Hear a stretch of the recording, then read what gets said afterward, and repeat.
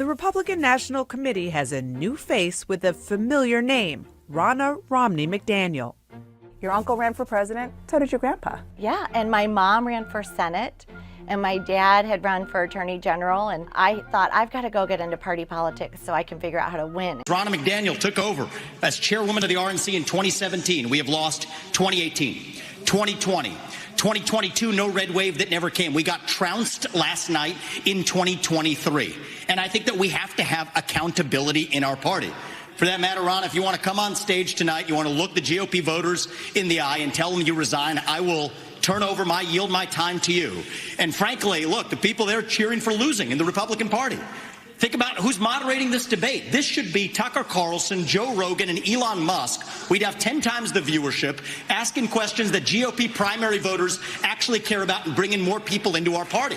You think the Democrats, and we've got Kristen Welker here, do you think the Democrats would actually hire Greg Gutfeld to host a Democratic debate? They wouldn't do it.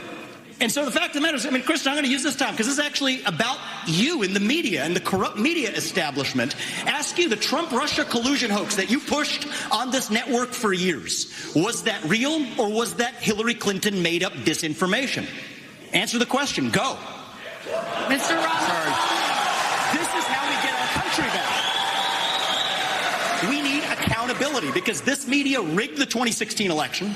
They rigged the 2020 election with the Hunter Biden laptop story. And they're going to rig this election. Your time is up. Accountability. There were allegations that were thrown on the stage by one of the candidates in particular, arguing that the Republican Party has a culture of losing. Specifically, Vivek Ramaswamy called for you to resign. Would you like to respond to that? I'm going to focus on beating Joe Biden.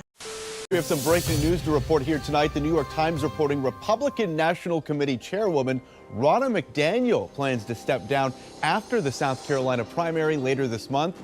She's also given notice to former President Donald Trump on this.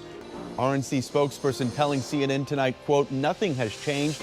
This will be decided after South Carolina. I just want to clarify one quick thing, though. The RNC had no involvement in these elections in Virginia per Governor Youngkin's request. We were told in the summer they didn't need us, that they had all the money and they were good. So that was the conversation. Thanks for your time. Thank you. We'll be following up on that to find out what's that all about. That's the first time I've heard that. So this year, Speaker Gilbert once again asked me if we could get another stipend.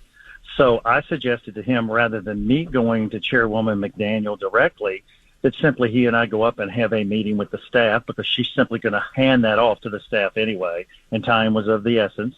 He was in D.C. a certain day. I went with him. We sat down with them.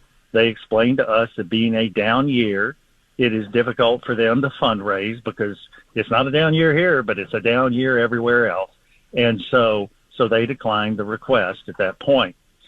In the open media, I have read that... I just want to be clear, because Democrats outspent Republicans in this election by $8 million, and most of that was spent on deceitful ads that clearly worked. Of course. They clearly worked. I just want to be clear. Had Ronna McDaniel offered money to you and the Republican Party of Virginia in the final months of this campaign, you would have accepted it? Oh, most certainly. Now, we would have, what we asked for was a matching amount to what the DNC provided to the Democratic Party of Virginia. And the reason we did that, more than anything, it is a matter of perception. It is a matter of the optics of it. Yeah. And that's why I requested, would $1 million have made a difference? We can debate that till kingdom come. Oh, but wouldn't have hurt.